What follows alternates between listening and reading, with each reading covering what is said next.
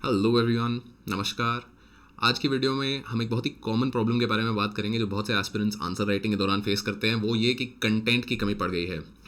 Answer question समझ आ गया है, कोर डिमांड क्या है पता चल गई है, बट एक या दो पॉइंट के बाद ब्रेन ड्राई हो गया, भाई अब कुछ आ ही नहीं रहा याद। एंड तब फिर पैनिक हो जाता है, क्योंकि obviously when you giving a test और व्हेन यू राइटिंग मेंस, तो there is also the time pressure.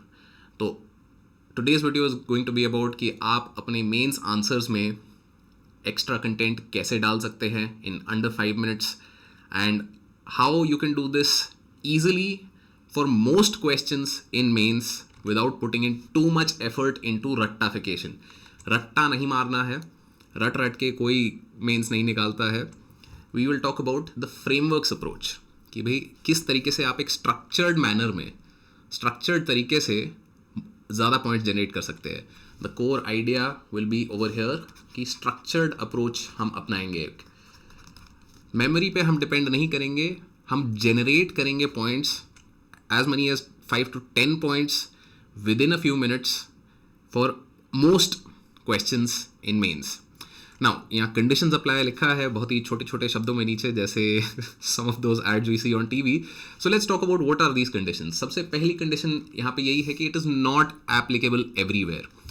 It is more applicable in some particular areas. GS 2 and 3 में ये काफ़ी हद तक एप्लीकेबल होता है। GS 1 में सोसाइटी वाले पार्ट में ये काफ़ी हेल्प करता है, एंड GS 4 में it can help in the theory parts. So GS 4 में इन थ्योरी, तो इन एरियाज़ में ये एप्लीकेबल ज़्यादा रहेगा। बट इवन देन ऐसा नहीं है कि भाई GS 2 का हर आंसर इस तरीके से आप रिजॉल्व कर सकते हो, but this is a way to think. This will help you increase your ability to generate more points, right. तो couple of other disclaimers for this video कि आज का ये जो वीडियो है this will only be an exploration of the ideas. तो I will be taking up some questions जिनको हम यूज़ करके देखेंगे कि भाई किस तरीके से ये फ्रेमवर्क अप्लाई किया जा सकता है, and only a few questions will be covered in this video. So, core idea again being that we want to generate points in a structured manner. हमें याद नहीं करने, मेमोराइज नहीं करने हैं पॉइंट्स कि भाई आपसे अगर एम्पावरमेंट के बारे में पूछा गया है तो आप याद कर रहे हैं कि अच्छा एम्पावरमेंट के क्या 4 पॉइंट थे और वो नहीं याद आ रहे तो फिर आप स्ट्रेस कर रहे हैं। नहीं, ऐसे नहीं करना है हमें एक स्ट्रक्चर बनाना है इंफॉर्मेशन का अपने ब्रेन में, which we can refer to again and again like an index, right? So one of the best ways to build an index of information is the syllabus. UPSC ने आपको एक बहुत ही detailed syllabus दिया है, and इस syllabus को आप एक इंडेक्स की तरह इस्तेमाल कीजिए। इंडेक्स की तरह कैसे कि जनरली किताब में इंडेक्स का क्या यूज़ होता है, इंडेक्स से हमें दिख जाता है कि भाई इससे पिछला चैप्टर कौन सा है, इससे अगला चैप्टर कौन सा है। So similarly when you are asked a question on a particular point of the syllabus, आपको उसके पीछे के 2 पॉइंट और उसके आगे के 2 पॉइंट ध्यान करने हैं।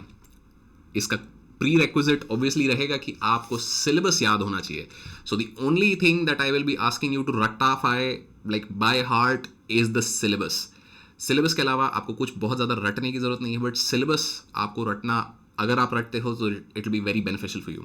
सो syllabus is something that will be using as an index. Now let's look at mains 2021 का GS 1 का ये क्वेश्चन। The question is, examine the role of gig economy in the process of empowerment of women in India. Right? Simple and straightforward question. Empowerment को अगर हम 3 basic A's में तोड़ दें तो it is about authority, it is about accessibility,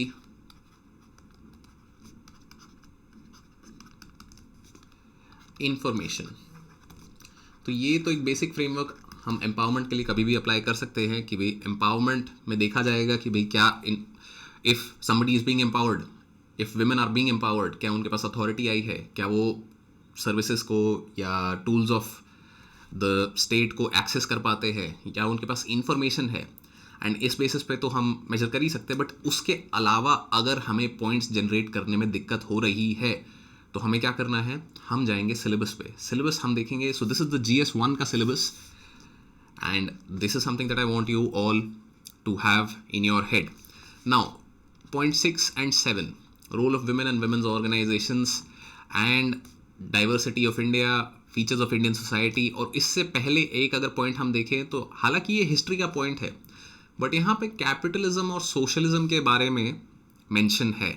आगे हम देखेंगे तो ग्लोबलाइजेशन के बारे में भी मेंशन है. So can we not also mention these things in our answer over here कि भाई ये जो गिग इकोनॉमी है, this is a capitalistic idea where the worker is put behind the drive or the benefits of the company. मैं नहीं कह रहा हूँ ये सही है या गलत है, but this is another point that you can generate. You can also generate that India has socialistic ideals, right? हमारे preamble में लिखा है we are a sovereign socialist secular democratic republic. तो ये एक और चीज़ है कि इट इज़ नॉट जस्ट कि भाई GS1 के सिलेबस से हमें डील करना है. We can also go to GS2 and GS3 का सिलेबस एंड वहाँ उसको भी हम इंडेक्स की तरह यूज़ कर सकते हैं. इसके साथ साथ ग्लोबलाइजेशन का एंगल भी क्या मैं यहाँ डाल सकता हूँ, क्योंकि ये जो गिग इकोनॉमी वाला या गिग वर्कर वाला जो फिनोमिनॉन है, this is something that was not originally an Indian idea. ये हमने बाहर से कॉपी किया है. तो अब पहले तो मैं सिर्फ एम्पावरमेंट पर रुक गया था, but just because I remember the syllabus मेरे को 3-4 और एंगल आ गए and this makes my answer more broad than it was before. So this is something that you can do in this question. Let's look at another question from GS1 from mains 2021 कि what are the main socio-economic implications arising out of the development of IT industries in major cities of India, right? Socio-economic implications. तो socio economic implications में एक बार basic सी हम चीज़ें देखें तो socio economic में political आ जाता है, इकोनॉमिक आ जाता है, रिलीजियस आ जाता है, फैमिली आ जाता है. फैमिली को अगर किनशिप बोल दिया जाए तो ये याद करना थोड़ा आसान हो जाता है, right. And social change.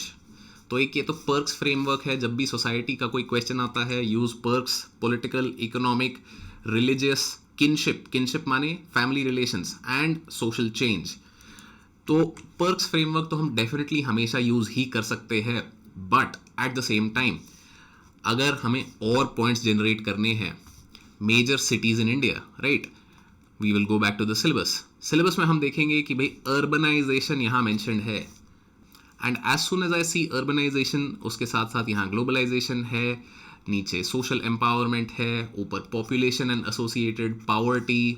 All of these things are close points. क्या मैं यहाँ पे जो डाइवर्सिटी ऑफ इंडिया में because of IT industries urban rural divide के बारे में बात नहीं कर सकता? जैसे इंडिया वर्सेस भारत भी बोला जाता है कई डिबेट्स में. अर्बनाइजेशन के साथ साथ वहाँ पे पावर्टी भी था. तो क्या पावर्टी, अर्बनाइजेशन, इनकम इनइक्वालिटी का पॉइंट नहीं आ जाता यहाँ? Just because I was able to refer to the syllabus, मैं अलग एंगल से सोच पाया, मैंने और नए पॉइंट्स जनरेट किए, एंड जैसे ही मेरे आंसर में ज़्यादा एंगल्स आते हैं, it makes my answer a lot more informative and I get more marks.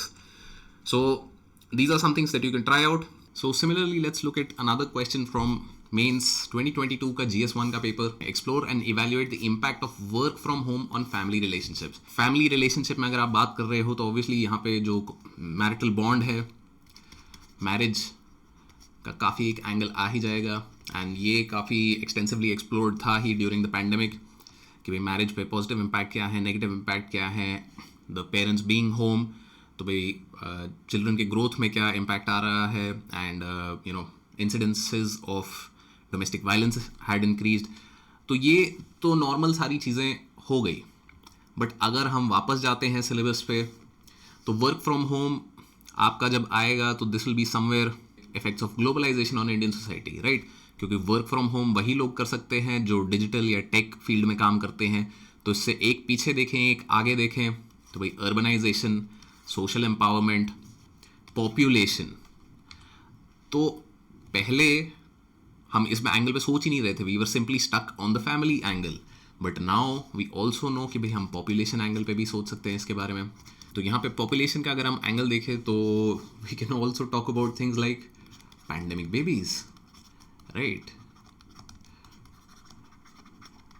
Also we are talking about urbanisation, कि अर्बनाइजेशन में फिर वो there was the very clear income inequality and divide between people who were doing essential services, who could not work from home, people who are delivering the basics, and ये जो work from home enable हुआ है on family relationships, these family relationships are twofold, कि एक तो वो लोग हैं जो वर्क फ्रॉम होम कर सकते हैं एंड उनका फैमिली रिलेशनशिप में भी इंप्रूव हो रहा है, उसके फैक्टर्स आप एक्सप्लोर कर सकते हैं, but at the same time there are those who are enabling these people to work from home, उनका फैमिली रिलेशनशिप पे क्या delivery, if you look at Delhi, Bombay, Gurgaon, Hyderabad, Bangalore, all of these the 24/7 deliveries हो रही हैं, इन लोगों के फैमिली रिलेशनशिप पे क्या हो रहा है जो डिलीवरी कर रहे हैं, राइट?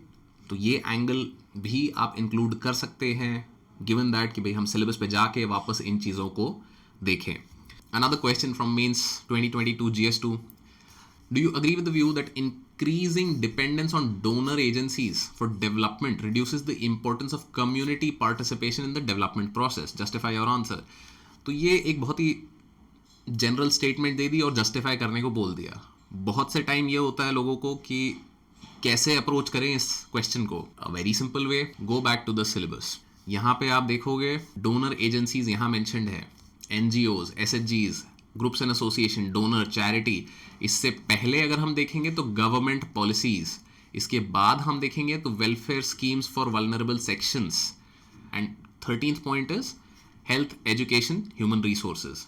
क्यों हमने इन सब चीज़ों को देखा? क्योंकि आपसे पूछा गया है डू यू अग्री कि increasing dependence on donor agencies, तो we can very simply approach this answer by saying कि भाई डोनर एजेंसीज के फायदे क्या हैं, but at the same time government intervention and welfare schemes can not be scrapped. क्यों? क्योंकि वेलफेयर स्कीम्स क्या क्या चीज़ें कर रही हैं, जो लास्ट माइल डिलीवरी कर रही है, डायरेक्ट बेनिफिट ट्रांसफर कर रही है, ये चीज़ें डोनर एजेंसीज कभी भी नहीं कर पाएंगी. Direct benefit transfer needs a systematic approach which only the government can take, and reduces the importance of community participation? बिल्कुल ही नहीं, राइट? सो अगर हम यहाँ देखें तो NGOs एंड SHGs के साथ साथ जो पिछला पॉइंट है that talks about government policies, interventions and issues arising out of their design and implementation. तो हालांकि ये बात कर रहा है design and implementation problems of government schemes, but can we not take the same point and raise it for this, कि भाई अगर सिर्फ डोनर एजेंसी के थ्रू हम ये चीज़ कर रहे हैं एंड कम्युनिटी पार्टिसिपेशन नहीं है, तो इधर भी फ्रॉड होगा, इधर भी इश्यूज आएंगे, which has been something that has been talked about in current affairs a lot, कि भाई NGOs are being used to siphon funds. एक और एंगल हमने जोड़ दिया. Syllabus hence becomes a very very important and very easy way for you to increase the number of points that you can put in any answer in mains. Now, syllabus is just one of the frameworks. There are other frameworks. For example, this framework called the MEDICS framework is more applicable to IR than other places. MEDICS क्या है?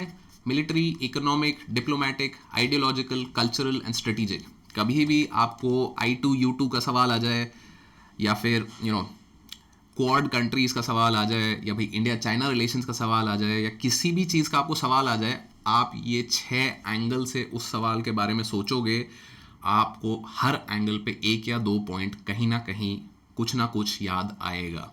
Similarly disaster management में one of the most frequently used frameworks is before, during and after. कि भाई कोई भी disaster होता है, B it landslide, B it cyclone, B it earthquake, तो 3 स्टेजेस होते हैं प्रिपेयर्डनेस के. One is before disaster, one is during disaster, one is after disaster. अगर आपको पॉइंट्स याद नहीं आ रहे तो let's say for example recently अभी दिल्ली में अर्थक्वेक आया था, तो बिफोर क्या तैयारी होनी चाहिए थी, ड्यूरिंग क्या आपका रिस्पॉन्स होना चाहिए था, एंड आफ्टर का evaluation, that does something need to be changed or improved. तो इस तरीके से हर जगह आप फ्रेमवर्क्स यूज़ करके अपना काम आसान बना सकते हो. And one of the easiest frameworks that is applicable in most governance questions is the temporal framework, कि भाई past, present, future. For example secularism के बारे में अगर सवाल आता है तो आप बहुत सिंपल सी पहले बात कर सकते हो कि भाई पहले सेक्युलरिज्म के बारे में क्या आइडिया था, अभी क्या है, एंड आगे चलते चलते कैसे एवोल्यूशन हो रहा है. या फिर आपको किसी स्कीम को एनालाइज करने को बोला गया है, तो you can have a very simple approach on that कि भैया शॉर्ट टर्म इम्प्लीकेशन क्या है, मिड टर्म क्या है एंड लॉन्ग टर्म क्या है, right. Using these frameworks it becomes very easy to generate points, and that is the idea of the frameworks approach कि points generate करो. Don't try to recall each and every point. Give your brain a method to increase the number of points that you can generate in mains.